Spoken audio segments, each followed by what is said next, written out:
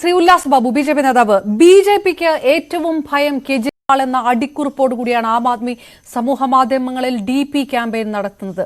ഇത്രയേറെ ഭയക്കുന്നുണ്ടോ ആം ആദ്മി പാർട്ടി? അല്ലെങ്കിൽ എന്തിനാണ് ജയിലിനകത്തിട്ടിട്ട് പോലും രാജിക്ക് വേണ്ടി ഈ രീതിയിലുള്ള പ്രതിഷേധവും അടിച്ചമർത്തലുകളും നടത്താൻ ബി.ജെ.പി. മടി കാണിക്കാത്തത്?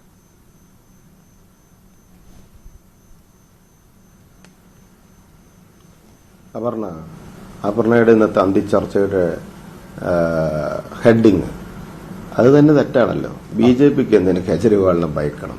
നിങ്ങൾ ആ ചർച്ചയുടെ ഹെഡ്ലൈൻ ഇട്ടത് തന്നെ നിങ്ങളുടെ 100% തെറ്റായിട്ടൊരു കാര്യമാണ്. BJPക്ക് ഒരു കേജ്രിവാളിനെയും ഭയമില്ല. അവരങ്ങനെ പറയുന്നു. അവരല്ലാണ്ട് പിന്നെ ആം ആദ്മി പാർട്ടിയുടെ നേതാക്കന്മാര് അവരെ ഭയമുണ്ടെന്നല്ലാതെ മോദിയുടെ പ്രവർത്തനങ്ങളോ ഡെവലപ്മെന്റ്സ് അവർ പറയില്ല.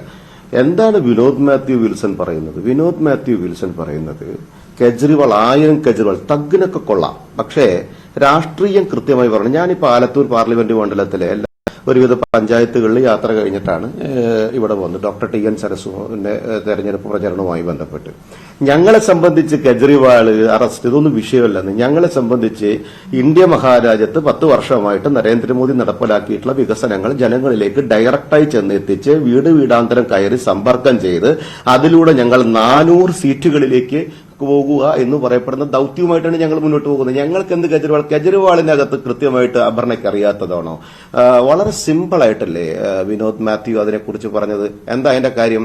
9 തവണ സമൻസ് അയച്ചത് അത് കേജ്രിവാളിനായാലും ആർക്കായാലും അപർണയ്ക്കായാലും ഉല്ലാസ് ബാബുവിനായാലും വിനോദിനാണെങ്കിലും അത് ഹാജരാവണം. എന്താ കേജ്രിവാൾ ഉന്നയിച്ച വിഷയം? ആദ്യം കീഴ്ക്കോടതിയിൽ, പിന്നെ ഹൈക്കോടതിയിൽ, ഡൽഹി ഹൈക്കോടതിയിലടക്കം എന്താ പറഞ്ഞത്? ഇന്ററിം പ്രൊട്ടക്ഷൻ അവർ ആവശ്യപ്പെട്ടത്. എന്തിനാ ഇന്ററിം പ്രൊട്ടക്ഷൻ ആവശ്യപ്പെട്ടെ? ഇന്ററിം പ്രൊട്ടക്ഷനെ അറസ്റ്റ് ചെയ്യരുത്, എന്നെ ചോദ്യം ചെയ്യരുത്. ഒരു വ്യക്തി പറയാണ് മടിയിൽ കനമില്ലെങ്കിൽ എന്തിനു ഭയക്കണം സർ? അങ്ങനെ 9 സമൻസ് വന്നിട്ട് അതിനെ ഇവർ നിരാകരിച്ചുകൊണ്ട് ഒരു വ്യക്തി അതിനെ നിരാകരിച്ചതിന് ശേഷം വ്യക്തി പിന്നെ പോകുന്നു, എന്നെ അറസ്റ്റ് ചെയ്യരുത്, എന്നെ ചോദ്യം ചെയ്യരുത്. ഇന്ററിം പ്രൊട്ടക്ഷൻ എന്തുകൊണ്ടാണ് ഹൈക്കോടതി കൊടുക്കാഞ്ഞത്? ഹൈക്കോടതി BJPയുടേതാണോ? കീഴ്ക്കോടതി BJPയുടേതാണോ? അവർ കൃത്യമായിട്ട് ഒരു ഇന്ററിം പ്രൊട്ടക്ഷൻ പെറ്റീഷൻ വരുന്ന സമയത്ത് വിനോദ് മാത്യു വിൽസന് ഞാൻ അത് പഠിപ്പിച്ചു തരണമെന്ന് എനിക്ക് തോന്നുന്നില്ല. അദ്ദേഹത്തിന് അത് കൃത്യമായിട്ട് അറിയാം. എന്താ കോടതി വെറുതെ പിറ്റൂസം കാലത്ത് പറ്റില്ല എന്ന് പറയണോ? അല്ലല്ലോ. കോടതി അതിന് കൃത്യമായിട്ട് അതിന്റെ EDയുടെ സൈഡിൽ നിന്ന് കേട്ടിട്ടുണ്ടാവാം. അതിന്റെ മറ്റ് ഭാഗങ്ങളൊക്കെ കേട്ടതിന് ശേഷം റിപ്പോർട്ട് പഠിച്ചതിന് ശേഷമാണ് ചോദ്യം ചെയ്യാതിരിക്കേണ്ട കാരണം എന്താണുള്ളത് എന്ന് ചോദിക്കുകയും അദ്ദേഹത്തിന്റെ പെറ്റീഷൻ തള്ളിക്കളയുകയും ചെയ്യുന്നു. തള്ളിക്കളഞ്ഞതിന്റെ അടിസ്ഥാനത്തിൽ അദ്ദേഹത്തെ അറസ്റ്റ് ചെയ്യുന്നു. പിന്നെന്താ ജാമ്യം കിട്ടാഞ്ഞത്? ഓടിപ്പോയി സുപ്രീം കോടതിയിൽ പോയല്ലോ. സുപ്രീം കോടതിയിൽ പോയ പെറ്റീഷൻ എന്താ ഒരു പിൻവലിച്ച് ഓടിയത്? എന്താ പിൻവലിക്കാൻ കാരണം? ഡൽഹിയിൽ ഒരു കാര്യം നടക്കുമ്പോഴേക്കും ഓടി സുപ്രീം കോടതിയിലേക്ക് വരണ്ടെന്ന് പറഞ്ഞില്ലേ? അപ്പൊ ഇവർക്ക് അനുകൂലമായ ഒരു തീരുമാനം വന്നാൽ അടിപൊളി കോടതി, ഇവർക്ക് പ്രതികൂലമായ കാര്യം വന്നാൽ അത് മോദിയുടെ കോടതി. എന്ത് അടിസ്ഥാനരഹിതമായ കാര്യമാണ് പറയുന്നത്? പിന്നെ ഇവർ ആം ആദ്മി പാർട്ടി ഒരുപാട് പേർക്ക് സ്പേസ് കൊടുക്കുന്ന പാർട്ടി. നിങ്ങൾ കൊടുത്തപ്പ നിങ്ങളുടെ പാർട്ടിയുടെ എല്ലാ ആളുകൾക്കും നിങ്ങൾ കൊടുത്തോ? നിങ്ങൾ 10-20 സീറ്റുകളിൽ മത്സരിച്ച് 100-400 സീറ്റുകളിലേക്ക് വിജയിക്കാൻ പോകുന്ന ഞങ്ങളോട് മത്സരിച്ച് ജയിച്ച് ഇന്ത്യ മഹാരാജ്യത്തെ നിങ്ങൾ ഞങ്ങളെ അങ്ങ് വർപ്പിക്കുന്നല്ലേ? നിങ്ങൾ വർപ്പിക്കുന്നേ.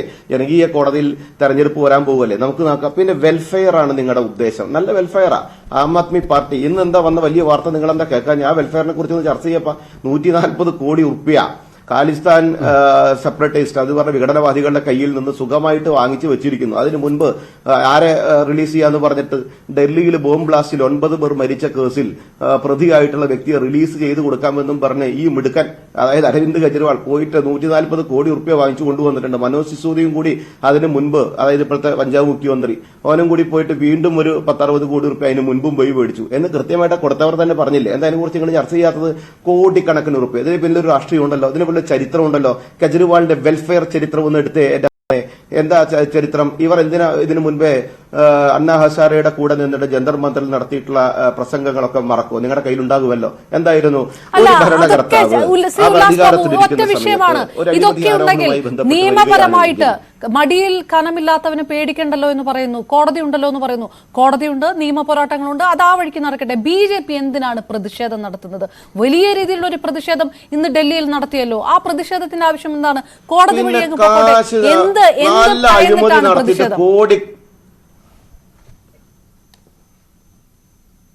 അങ്ങനെയാണെങ്കിൽ ഞാൻ പറഞ്ഞ ഒരു കാര്യം ചോദിച്ചോട്ടെ. ഈ കേരളത്തിലടക്കമുള്ള കാര്യങ്ങളിൽ ഇത് പോലത്തെ അഴിമതി ആരോപണങ്ങൾ വരുമ്പോൾ നിരവധി കേസുകൾ, സോളാർ കേസ് അടക്കമുള്ള ആരോപണങ്ങൾ വരുമ്പോൾ കേരളത്തിന്റെ തെരുവീതികളിൽ ഇതുപോലെ സമരങ്ങൾ നടത്തി അഴിമതിയുടെ കറപുരണ്ട നേതാക്കന്മാർ അധികാര ശ്രേണിയിൽ വരണ്ട എന്നുള്ള തീരുമാനത്തിന്റെ അടിസ്ഥാനത്തിൽ സമരം നടത്തുകയും രാജിവെക്കുകയും ഒക്കെ ചെയ്ത രാഷ്ട്രീയ പാരമ്പര്യവും ചരിത്രവും അപർണയും ഞാൻ പഠിപ്പിച്ചു തരേണ്ടല്ലോ മാധ്യമപ്രവർത്തകയെ.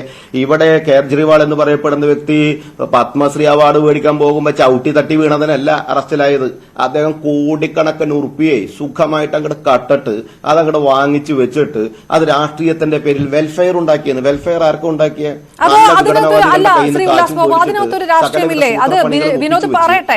പക്ഷെ ഞാനൊരു രാഷ്ട്രീയം ചോദിക്കാം.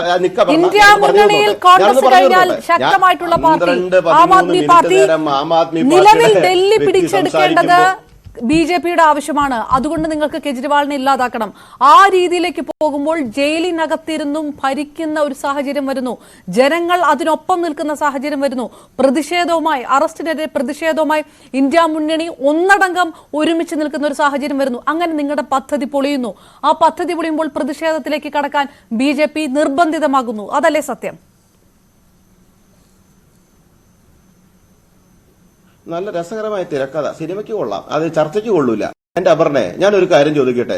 ഡൽഹിയിലെ ഒരു മുഖ്യമന്ത്രിയായി ഇരിക്കുന്ന ഒരു വ്യക്തി നല്ല കളവ് നടത്തിയിട്ട് ആരോപണ വിധേയനായി അറസ്റ്റ് ചെയ്യപ്പെട്ടാൽ അദ്ദേഹം രാജിവെക്കണമെന്ന് പ്രതിപക്ഷ രാഷ്ട്രീയ സംഘടന, ഡൽഹിയിലെ പ്രതിപക്ഷ സംഘടനയും ഇന്ത്യ ഭരിക്കുന്ന പാർട്ടിയും അതിനകത്ത് കൃത്യമായി രംഗത്ത് വന്നാൽ അതിലെന്താ കുഴപ്പം? പിന്നെന്താ പറഞ്ഞ ഇന്ത്യ മുന്നണിയുടെ ഭാഗം ഒന്നടങ്കം ഈ കോൺഗ്രസിന് എന്താ കെജ്രിവാൾ മിടുക്കനായേ?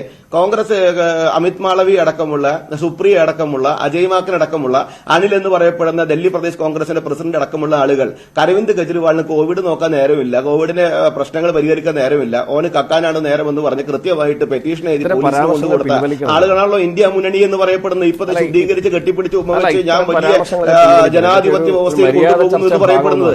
ആ പറഞ്ഞ ഒരു കാര്യം വളരെ വ്യക്തമായിരിക്കും. ഞങ്ങൾക്ക് ഈ കെജ്രിവാളിനെ അറസ്റ്റ് ചെയ്യുക, കെജ്രിവാൾ ജയിലിൽ കിടന്ന് സമരം നയിക്കുക, കെജ്രിവാൾ മുഖ്യമന്ത്രിയാവുക, എങ്ങനെയാണ് ജയിലിൽ കിടന്ന് മുഖ്യമന്ത്രി സംവിധാനം?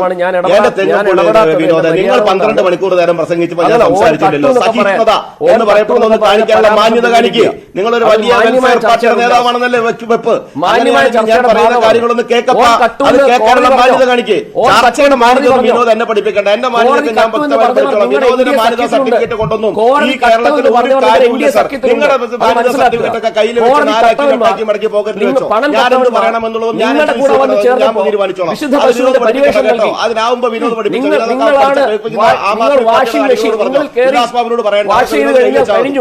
അല്ല നിങ്ങൾ ആം ആദ്മി പാർട്ടിയുടെ നേതാവ് പ്രസംഗിച്ച സമയത്ത് ഒരു ഇടപെടൽ ഉണ്ടായില്ലല്ലോ. ഞാൻ ഇടപെട്ടോ? ഞാൻ പറയുമ്പോ കാണിക്കണമെന്നൊന്ന് പറഞ്ഞു. ഇന്ത്യ മഹാരാജ്യത്ത് ഇരുന്നിട്ട് ഡൽഹിയിൽ മുഖ്യമന്ത്രിയായി ഇരുന്നിട്ട് നല്ല കളവ് നടത്തി കാട്ട് കാശ് നിന്നിട്ട് അതിന്റെ പേരിൽ മാന്യത ചമഞ്ഞുകൊണ്ട് നിങ്ങൾ ഇന്ന് ജയിലിൽ ഇരുന്നിട്ട് ഭരിക്കുമെന്നോ? ഇന്ത്യ മഹാരാജ്യത്ത് ജനങ്ങളുണ്ട്, സാധാരണക്കാരുണ്ട്. ഇവിടെ കൃത്യമായിട്ട് അധികാര ശ്രേണിയിൽ ഇരിക്കുന്നവർ കട്ടാൽ അവിടെ ഭരിക്കാൻ പറ്റും. മുഖ്യമന്ത്രി കസേരയിൽ ഞാൻ ഭരിച്ചോട്ടെ എന്ന് നിങ്ങൾ ചോദിക്കേ. കോടതി അല്ലാതെ നിങ്ങൾ ഇപ്പൊ അവിടെ ഇരുന്ന് ഓർഡർ അങ്ങ് എഴുതി കൊടുത്താൽ ആ ഓർഡർ മുഴുവൻ നടപ്പിലാക്കാനുള്ള സംസ്ഥാനം നോക്കുകുത്തികളായി ജനങ്ങൾ മാറുമെന്ന് നിങ്ങൾ ധരിച്ചുവെങ്കിൽ അത് നിങ്ങളുടെ രാഷ്ട്രീയത്തിന്റെ അധപതന രാഷ്ട്രീയത്തിന്റെ ഭാഗമാണ്. അല്ലാതെ അത് ഞങ്ങളെ കുറ്റം പറഞ്ഞിട്ട് കാര്യമില്ല. ബിജെപിക്ക് കേജ്രിവാൾ ഭയമല്ല അപർണ, ഭയം പോയിട്ട് അതിന് ഞങ്ങൾ ആ ഭാഗത്തേക്ക് നോക്കിയിട്ട് വേണം പ്രവർത്തിച്ചുകൊണ്ട് രാഷ്ട്രീയ മേഖലയിൽ പോകാൻ കഴിയാതുകൊണ്ടാണ്.